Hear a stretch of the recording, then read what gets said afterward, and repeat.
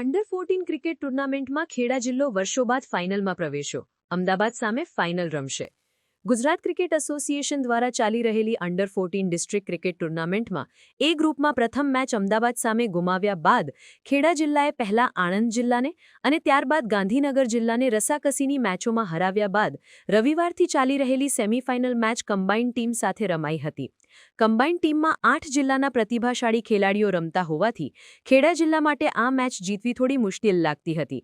પણ ખેડા જિલ્લાના ખેલાડીઓની સુંદર રમતને કારણે પ્રથમ ઇનિંગમાં ખેડા જિલ્લાએ 332 રનનો ઢગલો કરી દીધો હતો.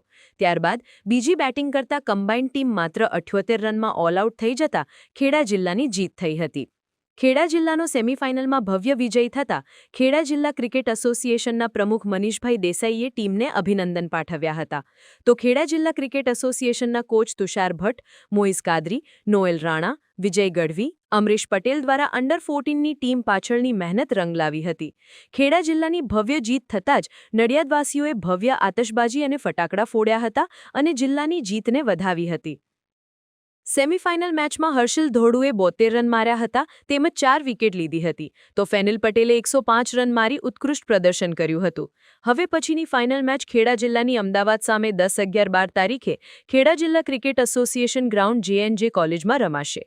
સમાચારની અવનવી અપડેટ જોતા રહો નિખરતા ગુજરાત ન્યૂઝ સાથે. નિખરતા ગુજરાત ન્યૂઝને લાઇક, શેર, સબસ્ક્રાઇબ કરો અને બેલ આઇકન દબાવીને સમાચારની ઝડપી માહિતી મેળવો.